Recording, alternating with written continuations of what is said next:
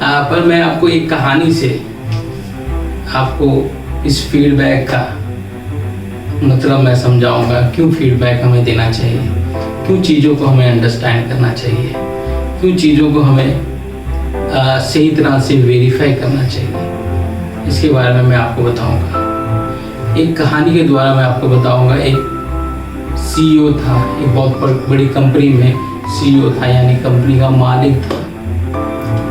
CEO क्या करता है कि जो भी कंपनी में रिक्रूटमेंट होता है तो सीईओ उस पर्सन को खुद अपने हाथों से ऑफर लेटर देता था।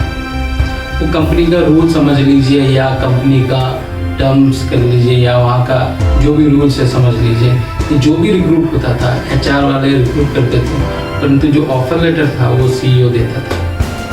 राइट, वहाँ पे उसी कंपनी में एक बहुत ही इम्पोर्टेंट पोस्ट में वैकेंसी निकली, जो बहुत ही इम्पोर्टेंट इसलिए था कि क्योंकि जो व्यक्ति उस कुर्सी पे बैठेगा या उस पोस्ट पे बैठेगा उसका डिसीजन मेकिंग बहुत जरूरी है। वो निर्णय लेने के लिए सक्षम व्यक्ति होना चाहिए।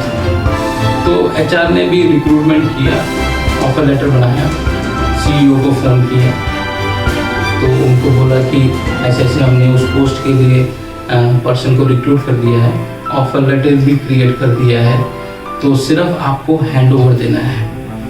तो सीईओ ने बोला दैट्स वेरी गुड, मैं हैंड ओवर कर देता हूँ। एक काम करिए, कल उसको उनको लंच में भेजिए, आप भी वहीं पे आइए, वहीं पे हम उनको लेटर हैंड ओवर कर देंगे। कहते वेरी गुड, ठीक है। दूसरे दिन लंच में वहाँ पे पहुँचे, जो जिसको रिक्रूट किया था वो भी आया वहाँ पे, एचआर वाले भी आए और कुछ और साथी थे और सीईओ भी था। तो पहले थोड़ा बहुत बात किया, उसके बाद खाने के लिए लंच के लिए बैठे।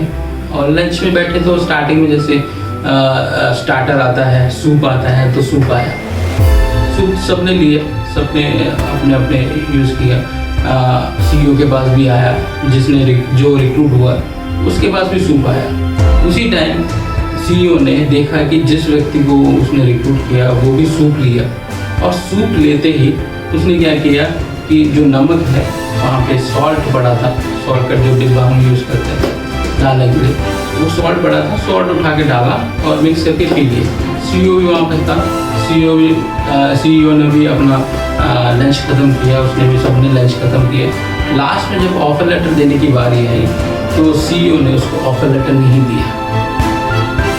तो उसने सीईओ ने उससे हाथ मिलाया, हाथ मिला के कहा वेरी गुड जेंटलमैन, आपको हमारे एचआर वाले कॉल करके बता देंगे अपडेट, जो भी अपडेट रहेगा आपको बता दिया जाएगा। उसने वहाँ से निकल आया। एचआर ने रास्ते में पूछा, सर आप, हमने तो सबको रिक्रूट भी कर लिया था, उसके बाद भी आपने ऑफर लेटर नहीं दिया। कहता मैंने ऑफर लेटर इसलिए नहीं दिया, उसके पीछे एक कारण है। तो उसने बोला क्या कारण है सर? तो सीईओ ने बताया ऐसे जब वो सूप पी रहा था तो सूप पीने से पहले ही उसने नमक का इस्तेमाल किया। तो एचआर ने बोला तो सर इसमें कौन सी बड़ी बात है, ये तो मामूली सी बात है।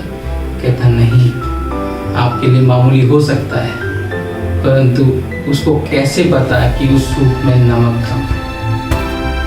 कहने का तात्पर्य यह था, अगर वो सूप पीता उसके बाद उसको नमक कम लगता तो वो डालता तो समझ आता। बिना सोचे समझे उसने क्या किया, उस पर नमक डाला। मैं एक ऐसे व्यक्ति को अपने कंपनी में नहीं ला सकता जो बिना सोचे समझे, बिना चीज़ों को वेरीफाई किए डिसीजन ले, निर्णय ले। मेरे माय डियर फ्रेंड्स, एचआर ने बोला कि सर ये तो छोटी सी बात थी। तो उस एचआर को सीईओ ने बोला अगर आपको ये छोटी बात है आप भी अपना ध्यान दें, हो सकता है अगला नंबर आपका हो। कहने का तात्पर्य क्या है, कोई भी चीज़ आपके जीवन में आए, लाइफ में आए, कोई भी अपॉर्चुनिटी आपके लाइफ में आए, पहले उसको वेरीफाई करके देखिए, अपना दिमाग लगा के देखिए कि क्या ये सही है। अपना दिमाग लगाइए, कोई और दिमाग नहीं।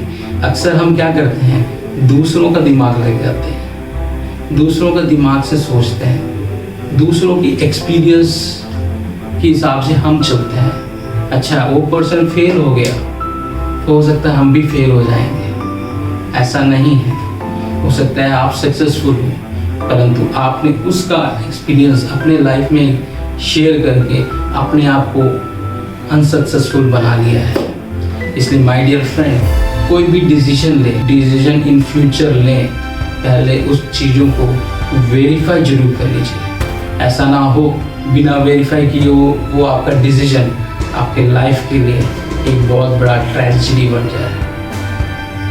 आई होप इस कहानी से आप सीखेंगे कि हमारे जीवन में हमें हर एक चीज़ को वेरीफाई करना है, उसके बाद ही डिसीजन लेना। बिना वेरीफाई किए कोई डिसीजन ना ले। अगर आपने अंडरस्टैंड किया है तो आपके लिए बहुत अच्छी बात है। नहीं अंडरस्टैंड किया है, चॉइस इज योर्स, आपका चॉइस है। Thank you so much. Time management, आपका भविष्य इस पर निर्भर करता है। आपका भविष्य इस पर निर्भर करता है कि आपने वर्तमान समय में